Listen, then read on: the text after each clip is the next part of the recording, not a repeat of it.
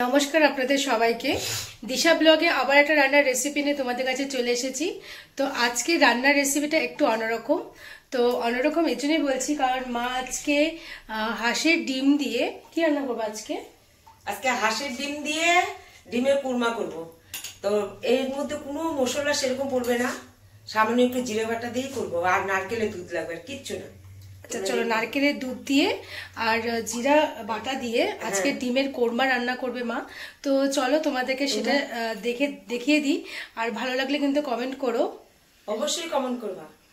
Comment না করলে ভালো ভালো রান্না দেখাবো না। তো চলো আজকে ভিডিওটা এখানে শুরু করি। তো শুরু করা যাক। কড়াইতে আগে তেল দিয়ে দিলাম, কড়াইটা আগেই বসানো ছিল।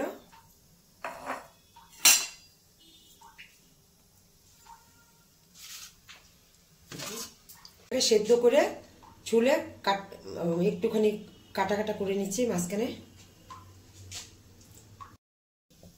এখন ডিমটাকে তেলে ছেড়ে দেবো, একটু হলুদ দিয়ে দিচ্ছি, অল্প লবণ দিয়ে দেবো, আর ডিমটাকে ভালো মতো ভেজে নেব।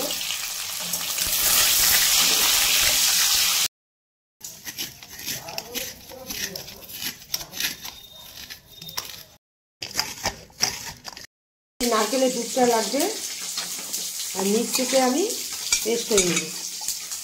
এটা তো দুধ বানিয়ে নিবা না? দুধ বানিয়ে নেব। হয়ে গেছে।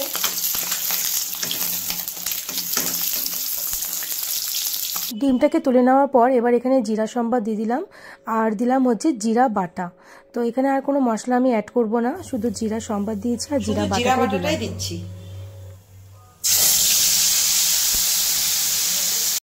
শুধু জিরা সম্বাদ দিয়ে জিরা বাটাটাই দেওয়া হলো। একটু কাশ্মীর লঙ্কার গুঁড়ো দেব,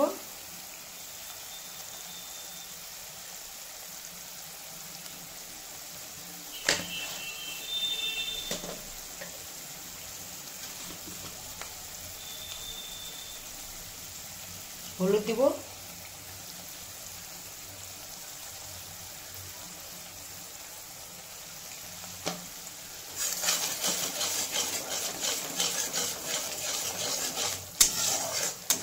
বন্ধুরা এটার মধ্যে পেঁয়াজ রসুন আদা বাটা কিচ্ছু চলবে না, শুধু জিরা বাটা দিয়ে কিন্তু করবো। জিরা বাটা, নারকেলের দুধ, নারকেলের দুধটা লাগবে।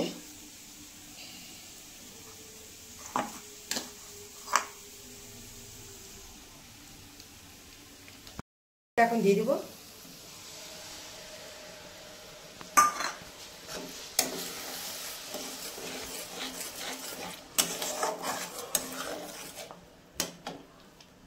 এখন লবণ দিব,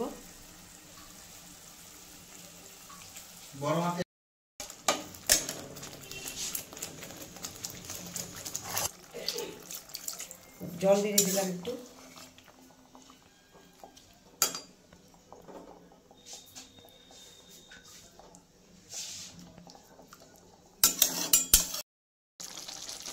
অল্প একটু চিনি দিব।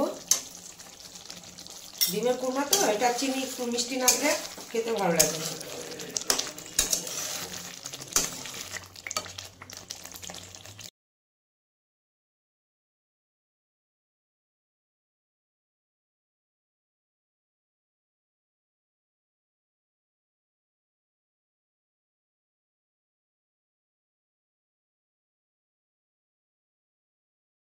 সুন্দর করে করেছি এটা।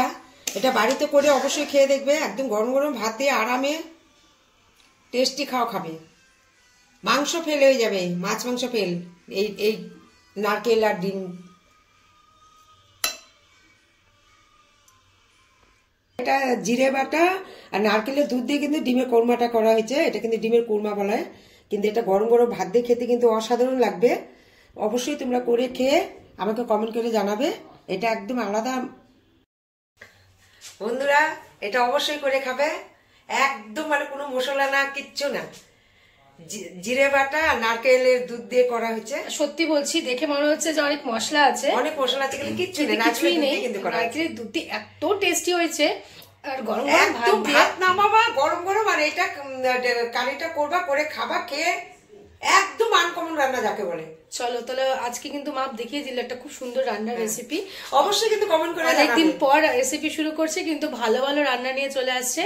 তো চলো আজকে ভিডিওটা এখানে শেষ করছি। আগামীকাল কিন্তু মা আবার নতুন একটা ভালো রেসিপি নিয়ে আসবে। হ্যাঁ, কমেন্ট করবে, আরো ভালো ভালো রান্না নিয়ে আসবো, যেগুলো হয়তো তোমরা খাওইনি কোনোদিনও। চলো তো আজকে ভিডিওটা এখানে শেষ করছি, টাটা।